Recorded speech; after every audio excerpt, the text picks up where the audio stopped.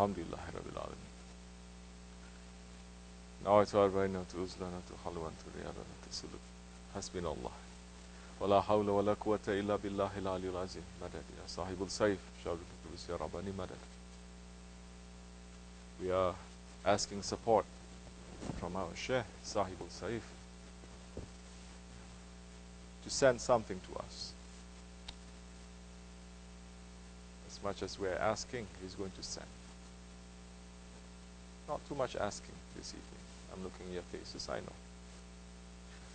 Outside, maybe. Because over here is spoiled. If you're asking, he's going to send. New things he will send. Things that is going to benefit you, dunya and akhirat. Things that if you are sitting in Sohbet, definitely your station will rise in the Sohbet. Forget about putting the Sohbet into your life. If you put the Sohbet into your life, it'll start rising higher and higher, quickly. Not just by listening. Listening with an empty cup. Why so many times Shaykh Effendi says, come with an empty cup? Empty cup means you're expecting something. You want to hear something. You're thirsty for something. You come in with a full cup, you're not thirsty. So many coming with a full cup. Sohbet starting, sleeping. Not listening, heart we know is circling somewhere. Or just looking down, not interested. Be careful. Be very careful. The new days, they are on us. They are upon us. This is a warning to you and to me. If we are not going to be ready to receive, they will just say, step back then. Second class or third class citizens. Citizens, murids. Yes, of course. There is always a knower above every knower. Don't look, we must not look at ourselves as if we are top of the world. Who is top of the world here anyway? Who is top? Who can say we didn't run around, that there is not one hole in the hell that we didn't go through before we met Shaykh Effendi? Those who did not go through the hell holes before they met Shaykh Effendi, they were going to enter. Isn't that right? And they're going to enter in the name of goodness, in the name of religion too. But if you are more involved in religion and you did not get rid of the arrogance and the stubbornness, the anger and the jealousy, that time more disaster will happen to you. More hell you're preparing for yourselves. More hell you're putting others around you into. So now we are here in the last Jummah. The last Jummah night of Ramadan. And we are thanking Allah subhanahu wa ta'ala for giving us this opportunity. An opportunity that He did not give to thousands of Muslims. Maybe millions out there who are better than us. There are so many in other parts of the world, they cannot even sit down and worship and to be quiet and to be at peace because they are under the oppression. Those who are watching this live broadcast right now in America or somewhere else, you know you are not under oppression. How are we showing thanks to Allah subhanahu wa ta'ala?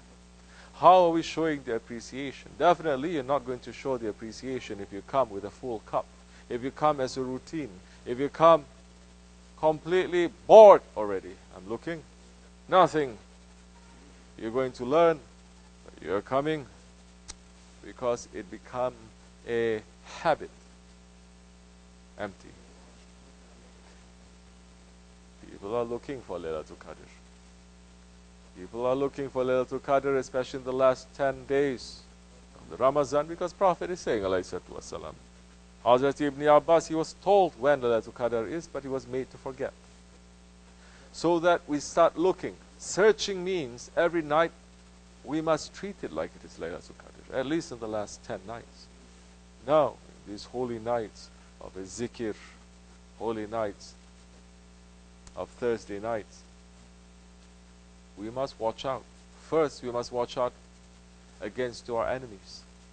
To say, holy days and nights, they are coming. Definitely, they're going to put some barricade in front of me. Definitely, I'm going to be more upset. Or definitely, I'm going to be more irritable with people. Definitely, I'm going to be more tired. Definitely something, because Holy Prophet ﷺ is saying, if you take one step in the direction of Allah, there will be 70 shaitans in front of you to put a barricade there.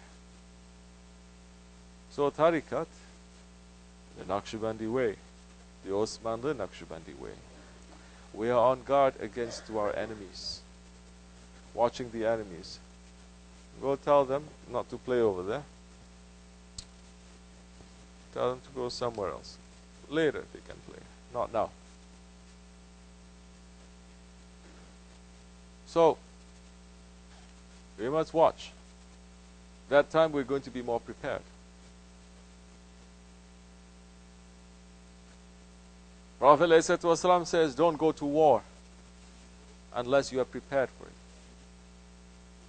We are going to war against our nafs in this month of Ramadan, in the last 10 nights. How are we preparing? Now, Muslims, they are treating these holy nights just as a last chance to start going crazy about celebrating the Bayram, the Eid, the Eid al-Fitr.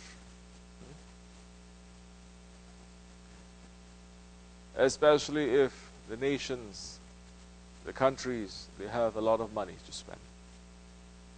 They are not going to pack up the masjids to be worshipping all night. They're going to pack up the shopping malls, the bazaars, the marketplaces, and they're going to spend money, and they're going to go crazy with the dunya again. I'm watching here and there sometimes. Muslims, we have lost it. We have lost it because we're getting so caught up in this dunya, we're falling in love in the dunya. It has become a hubub dunya. Close those doors too. We have fallen in love with the dunya.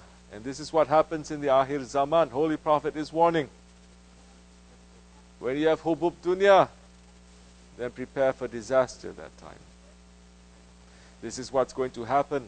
In the Akhir Zaman, the nation is going to fall. Although we have the most numbers, we have technology, we have resources, we have everything, but because we have fallen in love with the dunya, our enemies are going to put us under their feet. We have fallen in love with this dunya. In this month of Ramadan, where we are supposed to be putting the dunya away, pushing our animal characteristics aside, especially in the last 10 days looking for the Laylatul Qadr. More people are looking for sales and discounts than looking for Laylatul Qadr. They are going to lose a lot that time. Definitely.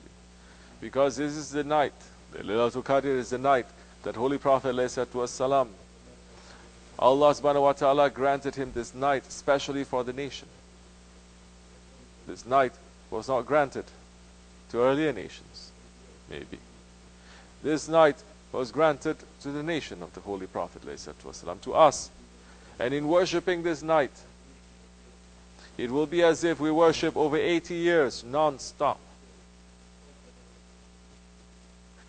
If you have belief, if you come with an empty cup, if you are thirsty, if you are searching, then you are going to take these holy words of the Holy Prophet ﷺ seriously.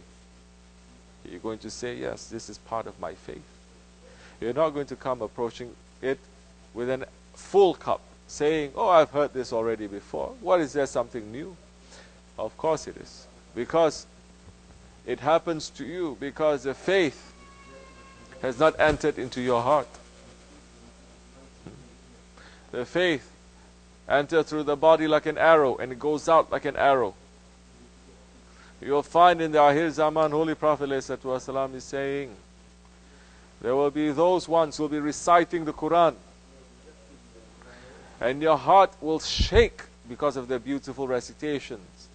But their faith, the Quran has not dropped from beyond their throat. It didn't go past their throat. Isn't that what majority they are looking for? The Taraweeh prayers has become just to enter into a masjid to hear nice recitation of Quran. Isn't it? So that their hearts will shake. Are we saying don't listen to the Quran? Of course you have to listen to the Quran. But people who want to twist our words, they can twist it any way that they want. Is that our intention? Is that what we're saying? Of course not. For intelligent people. Those shaitanic ones who wants to make trouble, then they are free.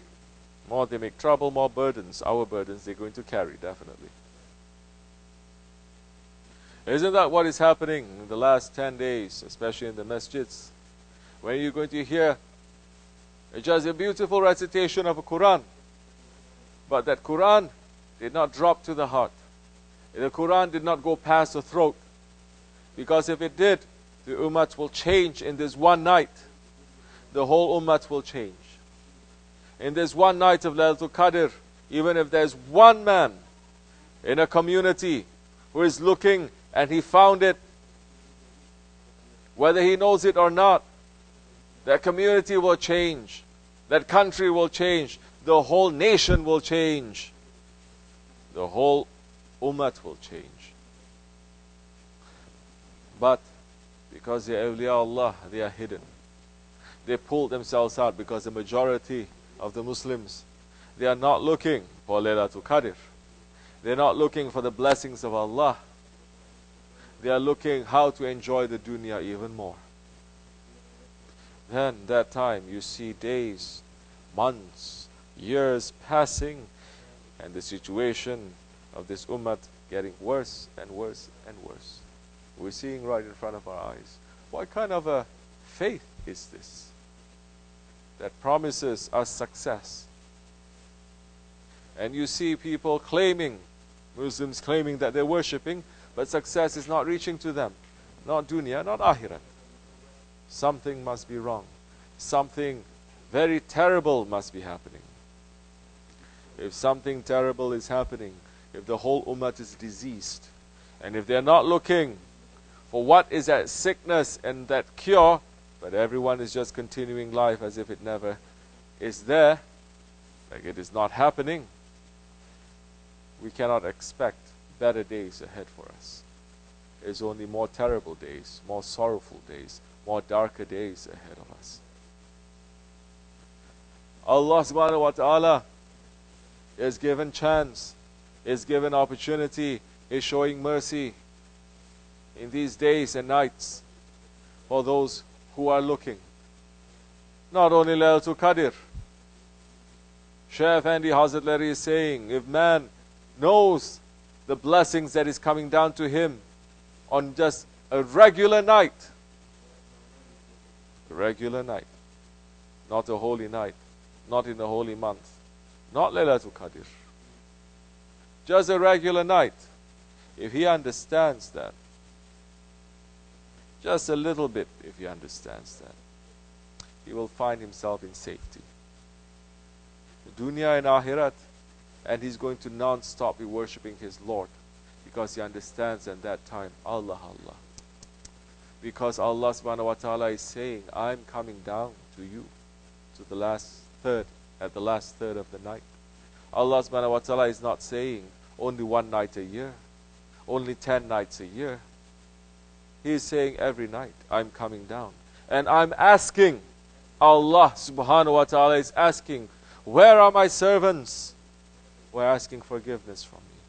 Where are those ones who are awake and who's asking mercy from me? I'm here to give to them.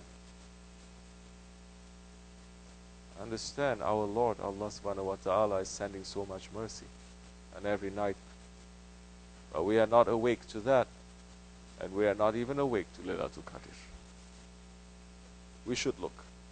If we are placing importance on those nights, on every night, even with something small, even with thinking that tonight another mercy from my Lord is raining down, more secrets are coming down that never has been revealed before, never is going to be revealed, and I'm here, Ya Rabbi, my intention is to receive them. My intention is to receive you, even if you fail, even if you stumble, even if you become weak, because we are weak. We made that intention for the ummah of the Prophet in the Akhir Zaman. So much mercy will reach. But because of the arrogance and the stubbornness, the majority, they are not believing in this. And if something is told to them about this, they say, why we have to listen? They start arguing, because everyone now is a mujtahid, mashallah. Everyone now is making their own ijtihad, making their own fatwa. We've come complete to the akhir of the akhir zaman. Everyone is saying, I have the Quran. I'm just going to concentrate on the Quran. I'm not going to listen to anyone. I'm going to make my own interpretation of the Quran. I'm going to make my own interpretation of the religion. Then that time, you have already cut yourself off from the rope of Allah. You've already cut yourself off from the shafaat. You've already cut yourself off from the what?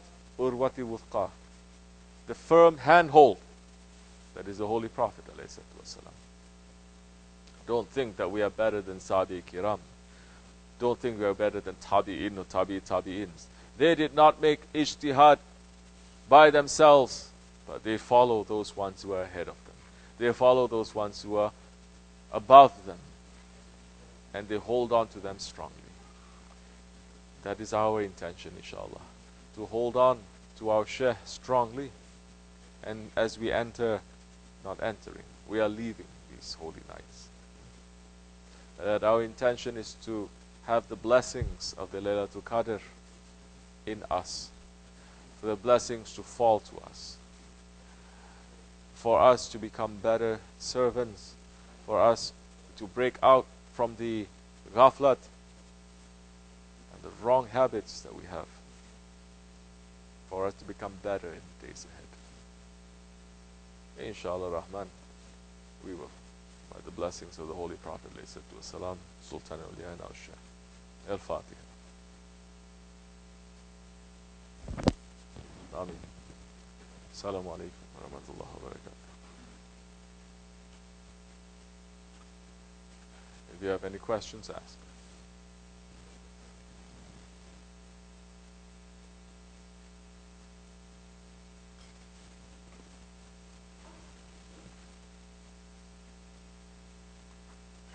Okay, say. Bismillahir, Rahim. During Taraweeh prayers, I try to focus on the Quran, but I often think of Shaykh Effendi. Is this disrespect to the Holy Quran? Bismillahir.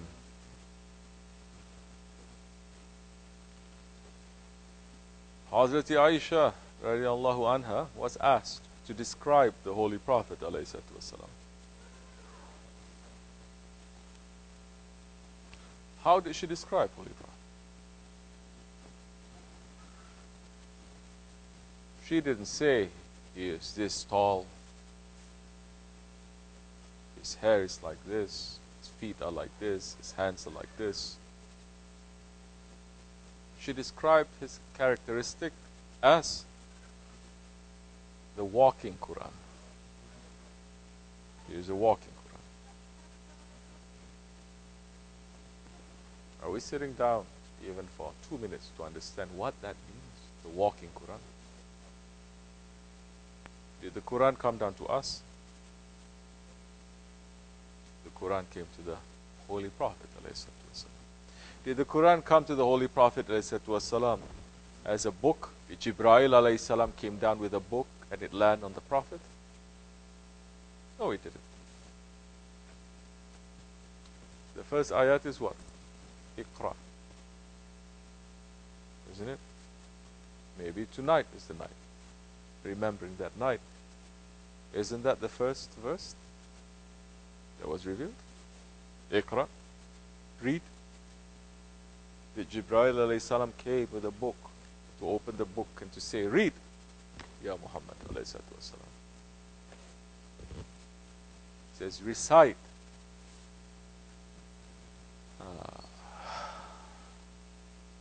Iqra, Bismi Rabbika Lazi Halaq. Recite in the name of your Lord who created you. Recite, proclaim, read, announce. From where?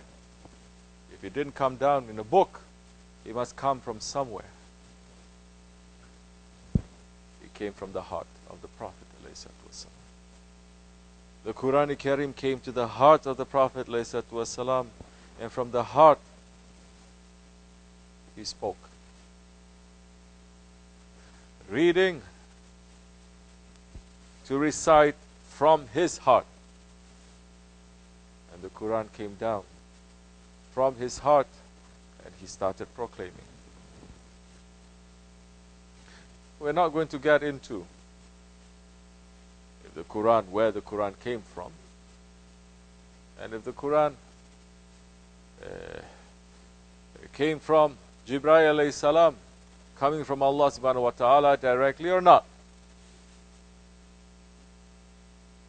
Because Holy Prophet alayhi salatu wasalam, he is a walking Quran. He is a Quran-i-Karim. He is the words of Allah. We're not going to go deeper than that.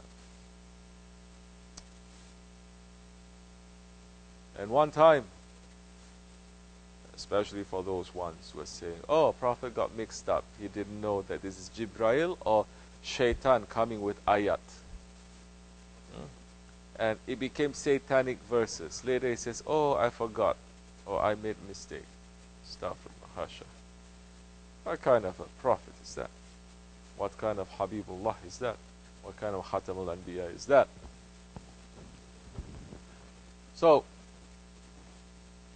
one time, Jibreel alayhi salam came, saying, Bismillahir Rahmaanir Raheem, Kaf. Holy Prophet saying, I know.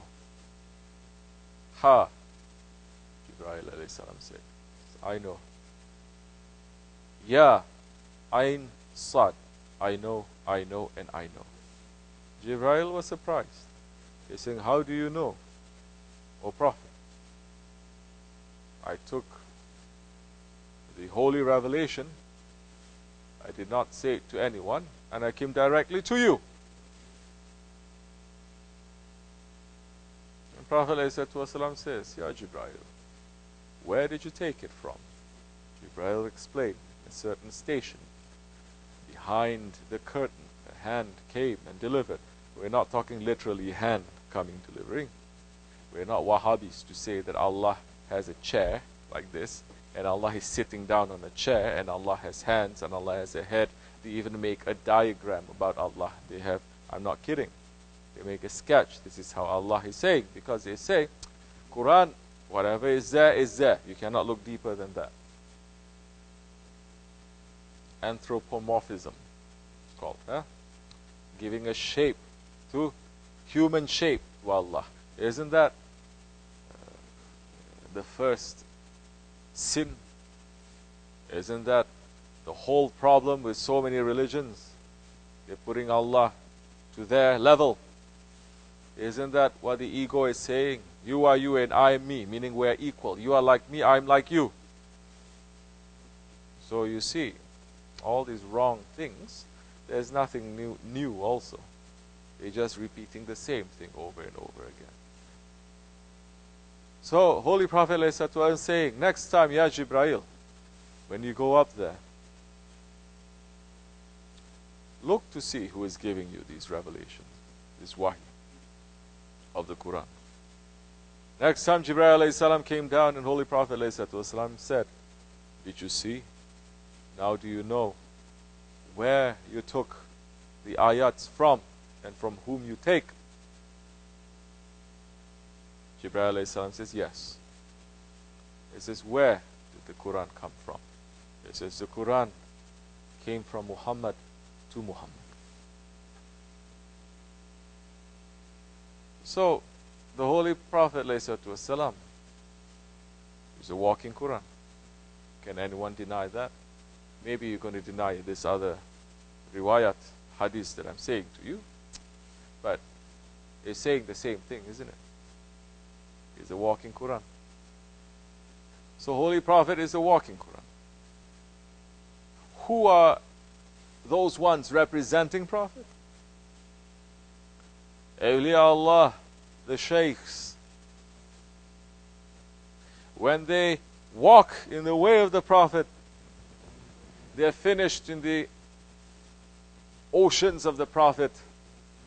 If you take a water, one drop of water, you put it into the ocean, it becomes the ocean. There's no longer any separation. You think those ones who have disappeared in the oceans of the Prophet ﷺ, because they have sacrificed everything, they have given up everything. Don't they have the characteristic of walking Qurans? They do. So, if you're intelligent, you know I've already answered the question. If we are just concentrating on the Quran, what are we concentrating on? The language?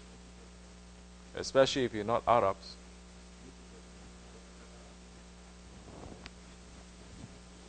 Even the Arabs don't think the Arabic of this century is the same as the Arabic 1400 years ago. Is the meaning there? Yes. But we are concentrating on the walking Quran. The walking Quran that is giving us an understanding of the Quran. So, that time, Insha'Allah Rahman, we will get some blessing. We will get some secrets. At that time, it is going to be a real worship. We are not saying to picture this or share or that. No, we're not saying that. We're saying that whatever that is there to lead you to the Quran, that is going to lead you to the Prophet, going to lead you to Allah subhanahu wa ta'ala, yes, that is okay. Because Allah subhanahu wa ta'ala is saying, seek means to come close to me. It's an ayat. Otherwise, if you're standing there and say, I'm just concentrating on Allah, then we're saying, how are you concentrating on Allah?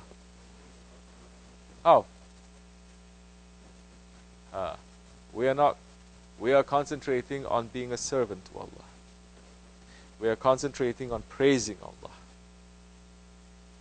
And we are concentrating on those ones who are giving the highest praises to Allah.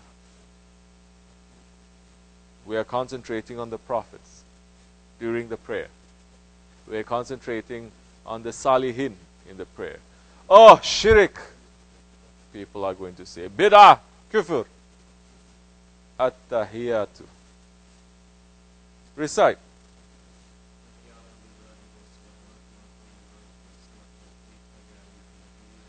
Assalamu alayka ya ayyuhan nabi wa rahmatullahi ta'ala wa barakatuh. Assalamu alayna min ibadillahi salihin.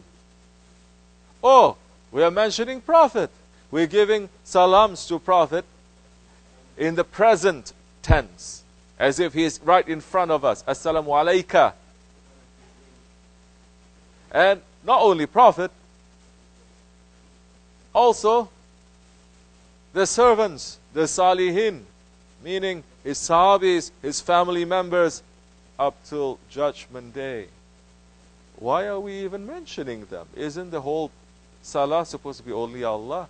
That's why we have these Wahhabi shaitans. Wahhabi shaitans, they are saying that it's a shirk, 1400 years, mashallah. Only now they discover it. They're coming from island, gypsy kind place, okay, where they say they are bathing naked with hundreds of people. They come out and they just discovered they know how to wash themselves just yesterday. They go to Wahhabi universities, they become a scholar, and now they're giving lecture to the whole Islamic world, and they're pronouncing takfir for millions of Muslims since the time of the Sahabi Kiram, saying for us to say, Assalamu alayka ya ayyuhan nabi wa rahmatullahi ta'ala wa barakatuh, Assalamu alaykum wa salihin. It is a bid'at. say this is wrong. So, we are mentioning that. That is a part of our prayer. And now, we understand now how we have to find a firm handhold. Urwatin wuthqa. We have to hold on to the rope of Allah so that we do not separate. And we can reach to Allah subhanahu wa ta'ala. So, Insha'Allah, we will hold on together. Assalamu alaikum wa rahmatullah. Give the tea.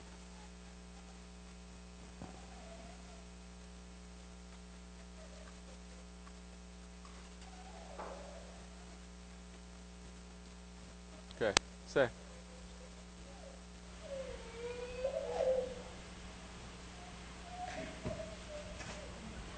Bismillahir Rahmanir Raheem. How is Eid al-Fitr celebrated at the Osmanli DERGAH, and how is it supposed to be celebrated by the Muslim nation?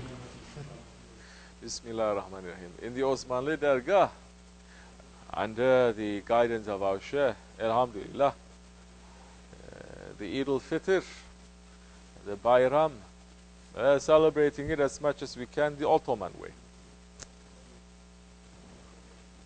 After we have prayed the Fajr prayer, and after we have prayed the Ishraq prayer, we get ready, we recite the Takbir, Imam comes, recites the Khutbah, we pray, then the whole day we're going to celebrate. How are we celebrating?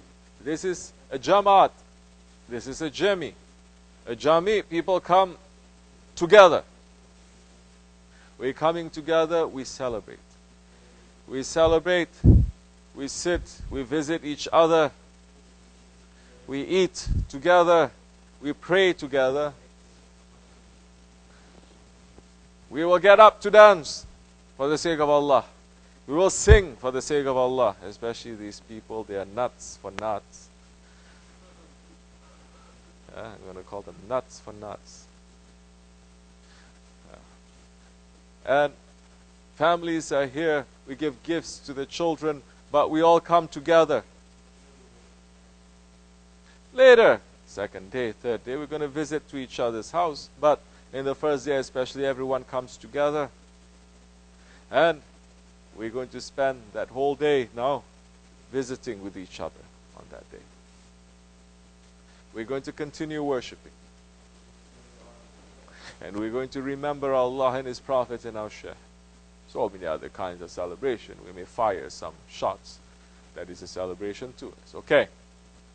But these Muslims in the 21st century, they're so delicate. They don't like us in our own land to fire shots. And they're saying, oh, no, we don't like violence. Yeah, it's not violent. Saying, oh, don't do that. People will think that we are terrorists. They already think we're terrorists anyway.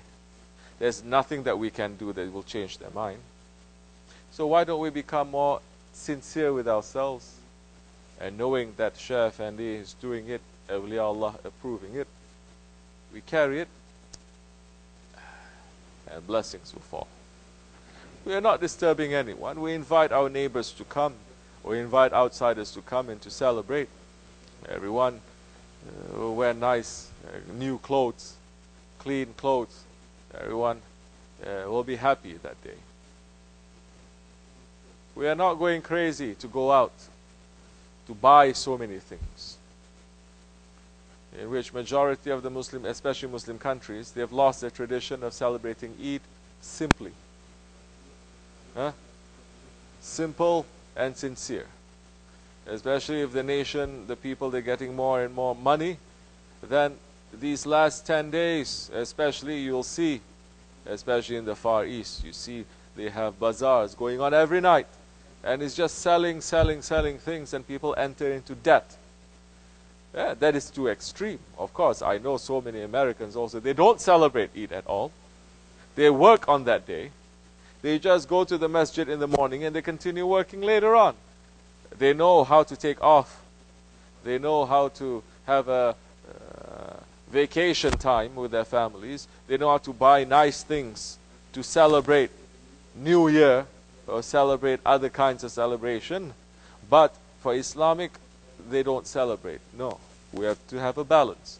We cannot go overboard to spend so much money to be completely drowned into the materialistic world, but we cannot not celebrate this day also. So, in the Osmanli Dergah, Alhamdulillah, more and more, if we are getting ourselves ready, we will feel more the spirit at that time. And it is a time for us, before the celebration comes, before the Eid comes, to look, to see who it is that needs our help, who it is that we can help. And that time, we are helping, and the barakat of that day will come to us, inshallah. How is it supposed to be celebrated? By the Muslim nation, they're supposed to be celebrating with their Khalifah. But they don't have a Khalifah, so they cannot celebrate. That's why everyone is going celebrating according to their own way, however they think they need to celebrate it. I know so many people, they buy new suits on Eid so they can go to the Eid prayer in their new suits. One time I went there, and I'm seeing these nice guys, Arab guys from Yemen. You know, every time they're going to pray, they're wearing the just regular clothes, or sometimes they wear like shalwar kameez, or sometimes they wear Islamic clothes, wearing for prayer. I say, it's very nice, very good. But for the Bayram, suddenly I see them, they have new suits. They wear suit and tie. Cheap kind. I say, oh, they must be getting ready for Bayram. This is their way of celebrating Bayram.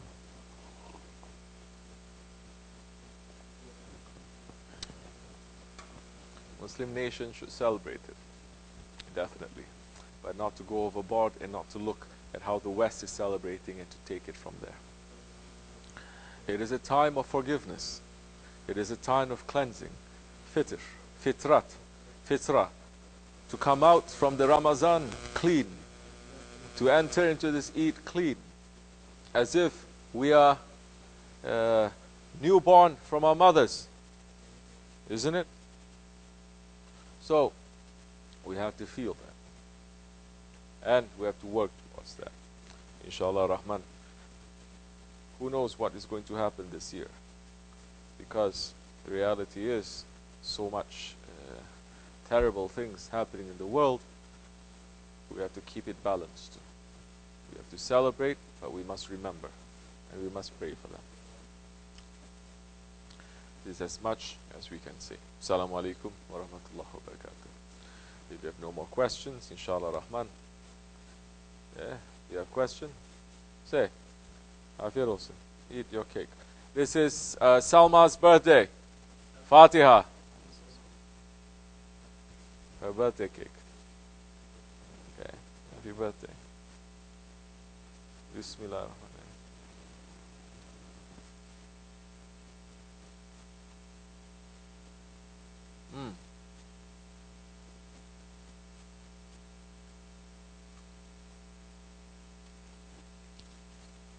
Say. Bismillahir Rahim. As Muslims, we believe that Adam alayhi salam is the first human being. Therefore, we do not believe in Darwinism. But there is proof for this theory. I am confused. Please advise us on this.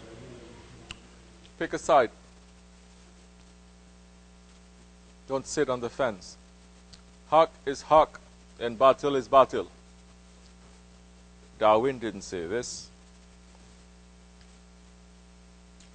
Philosophers did not say this. Allah subhanahu wa ta'ala is saying this. Prophet is saying this. You say you're a Muslim? Why are you getting confused? Who you put priority first? Darwin? Philosophy? Science? Knowledge? Or the creator of everything? Creator of everything, including Darwin, monkey. All philosophers, all knowledge is Allah, and Allah is saying, Haq is Haq. Truth is truth, and falsehood is falsehood. It is clear as night and day. If you are confused, it doesn't mean that Haq and Batil comes together. It means that you have your eyes closed and you don't know if it's the sun or if it's the moon. That's all. So you have to pick a side. Once you pick a side, it's very simple that time. If you believe in Darwinism, I say you can go anywhere you want. You can go to hell with it too. It's okay. But if you pick Allah subhanahu wa ta'ala, if you call yourself a believer, a Muslim, and you pick Allah subhanahu wa ta'ala, then you're going to say, I don't care if the whole world says I'm wrong. Because the whole world at one time said to the Prophet, you are wrong.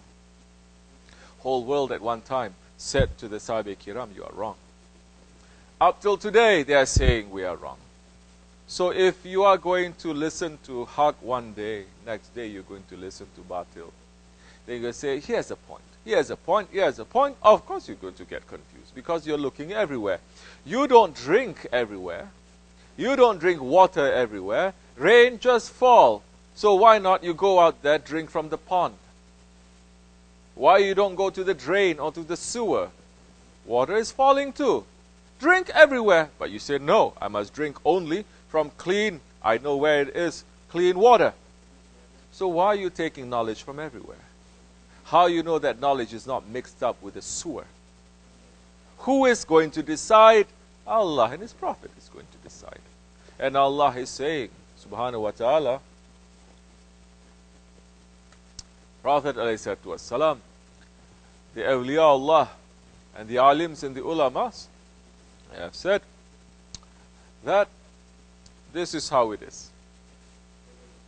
So if you decide that is the truth, take one step, don't look back. You may have to if you're studying it because of school or this or that. Don't believe it. It's all wrong anyway. They have proof. They don't have any proof. The theory of Darwinism in reality is bankrupt. But I didn't want to get into that first. I don't want, this is not a debate. Oh, this is my point, this is your point, this is my point, then you're going to decide. No, this is not a debate. Between Haq and Batil, there's no debate. Haq is Haq, Batil is Batil. Why you have to listen to Batil and say he has a point too? So, understand this, in the judgment day, Allah subhanahu wa ta'ala will not call you forward and question you about Darwinism. He's not going to ask you, what is your view about Darwinism, true or not? Meaning that knowledge is Malayani. It doesn't concern us. It totally doesn't concern us. You know or you don't know. How is it going to change you? If you're a believer, knowing and studying it is going to affect your faith, definitely. Because then you're going to say, I come from monkey. When you say, I come from monkey, that means I'm still animal. That means I can do whatever I want. It's not me that's to blame. Because I'm monkey, you're going to say. I'm animal, and the whole point of Islam in Tariqah is to say, move away from your animal characteristics. They are so excited about evolution. But Maulana Jalaluddin Rumi has written about evolution hundreds of years before the monkey Darwin came up with it. And of course, awliya Allah, they know past, they know future. They know present, they know this knowledge, they know the billions of worlds knowledge, they know dunya and they know akhirat. And he wrote, Maulana Rumi, I was a mineral, and I became a vegetable, I became an animal, I became a man. Why do I have to stop here? My aim is to be higher than an angel. I'm paraphrasing. But he already knew that. He already said that. But Islam is always saying, don't get stuck with the world, with the material, because we are not material. Our reality is the spirit. Concentrate on that spirit. If you're concentrating on the material, then you're going to be stuck to this dunya and you're going to suffer, because this is not your reality. Yes. So, yeah. We don't believe our physical, our meat and our bones change. Okay? Before, thousands of years ago, we were monkey, then we became yeti, then we became abominable snowman, and then we became Java man, then we became Lucy. They say they find a skull in Africa, they say let's call her Lucy. All everywhere come from Africa, they say. So the black nationalists, they got very excited. You see, everywhere comes from Africa. Allah is saying that? Prophet is saying that or not? No. Some say Quran is saying coming from mud, black mud. So you see, black man, we are top. Some going beyond that. I used to live in Harlem, so I know what I'm talking about. All prophets are black, they say. Prophet was black, Allah is black, they say. Now when you mix nationalism and racism into religion and spirituality, you are gone, you are lost. Because Shaitan has played tricks with you already. Pick a side. Pick the side of Haqq. You don't completely understand it? Ask yourself, do I need to understand it? What difference does it make? You don't need to understand it, leave it. Later the understanding will come to you if it's necessary. But don't put yourself in a confusing situation. Insha'Allah Rahman, we will not. Because our ancestor is Adam alayhi salam, Saifullah. Everyone came from prophet. Mankind came from a prophet, not from a monkey. And we came from paradise, not from Africa. And our destination is to go back to paradise, not to go back to Africa. Now, so many people are going to get upset with me. I don't care if you're upset with me. I'm saying it. I love African people. We have so many murids from there. We love them. But once you say that, then the white people are going to get upset. They say, no, it's white that is top. All prophets are white. God is white. Then the Chinese going to get upset and say, no, how about yellow? We are number one. We have more yellow people in this world than white or black people. Then, never finishing then, that time. But no, the color of a man, of Adam alayhi salam, is a mixture of every color of the earth coming together, molded, and that is his color.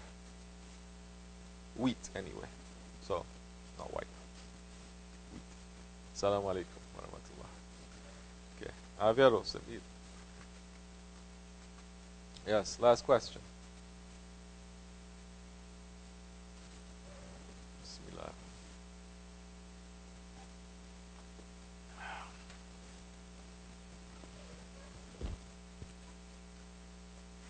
Bismillahir Rahmanir Raheem. Should we fast the next 6 days after Eid, or should we split those fasts into the month of Shawwal? Okay. Very simple question, very simple answer. You can do completely one complete block right after Eid, or you can split it up. Up to you. Assalamu alaikum. May be easy. Next question.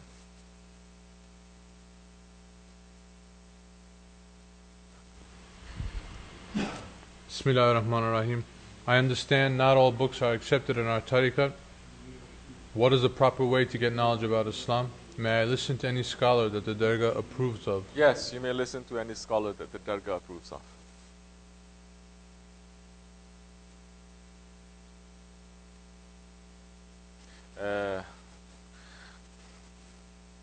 If you want to get knowledge about Islam, what kind of knowledge you're talking about? If it's fiqh, then it's easy to get it anywhere. You can just ask anyone here also, how is it that we're doing this, that, and the other, then you should get. It's easy. The best way is through human contact, not through books. You can communicate with us. You can say, okay, how do we, according to Shaykh Effendi, according to our tariqat, for example, how do we perform wudu? Then we may say, this is the complete way of performing. How do you pray Taraweeh? This is the way. How do you... that is the way that we can do it. Better than consulting any book, inshallah. Say. Bismillahir Rahmanir Raheem. Should we give more importance to working in the kitchen to prepare iftar for the people fasting, or to sit and read Quran? Which form of worship, reciting Quran, nawafil prayers, or making zikr, will make us invoke the mercy of Allah and help to be forgiven? Bismillahir Rahmanir Rahim. It depends on who you are. If you're a man, you're a husband, and you're a father, what are you doing in the kitchen? Cooking so much. Why the women's, they're not doing it? Women should be doing it. If you're a woman, then people are coming to break their fast and to have iftar. Shouldn't you be making and preparing this instead of sitting and making zikr and reading Quran? If you already cook, then you can make and zikr and read Quran. It's okay. It doesn't mean now every night iftar you have to make a banquet. You have to take 10, 20 dishes to eat. Something, you're cooking something.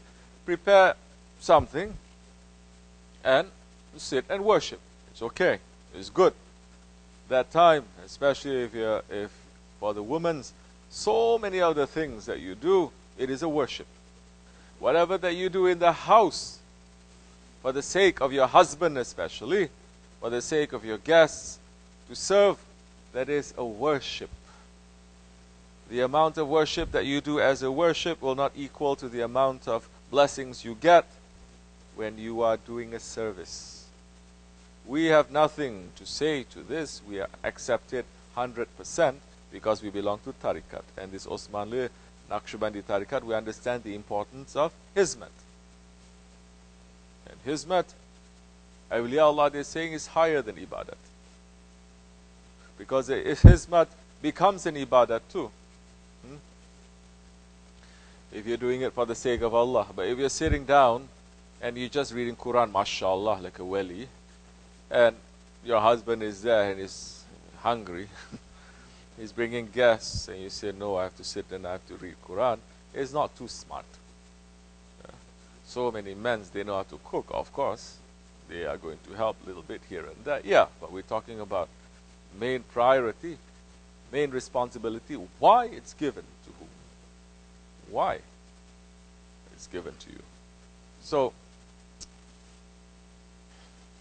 for the mercy of Allah and to be forgiven, you may do anything that you want.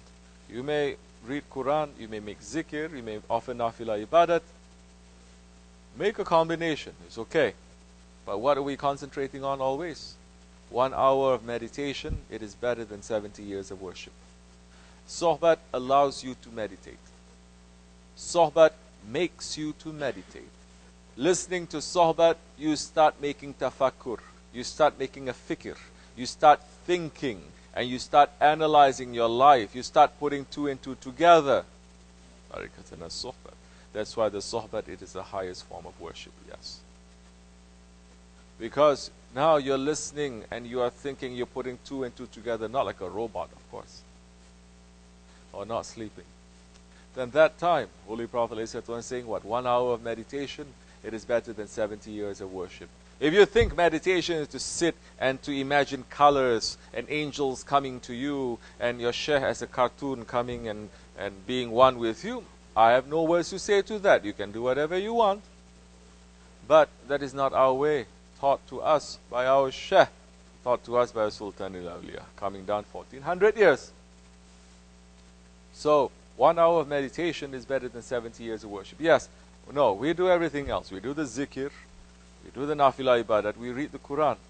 But sit down and understand where you are, where you want to go, what did we do for the sake of Allah today, what stopped us from achieving that, how we let our ego to fool us today, how we're asking Allah for the next day for our ego not to fool us.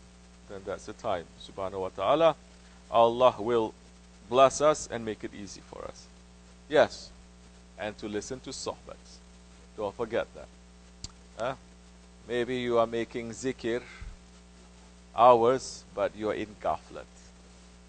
But maybe you are turning on Shaykh and his sohbet for 5 minutes, and it's making you really remembering Allah and His Prophet and what you have to do. And that is worth more than the hours of the ghaflat zikr, of course. So yes, listen to sohbet. listen to Sohbet, listen to Shaykh and his Sohbets, and that is worship, and that will bring you to higher stations, definitely. May Allah tawfiq, may Allah forgive me and bless all of you for the sake of tonight. Try to make some extra special prayers tonight, if you can. Then, for the sake of Laylatul Qadr, if it's falling, maybe it was yesterday, maybe it's tonight, who knows. But we must look, we must search. May Allah forgive me and bless you for the sake of As-Sahih. Al-Fatiha.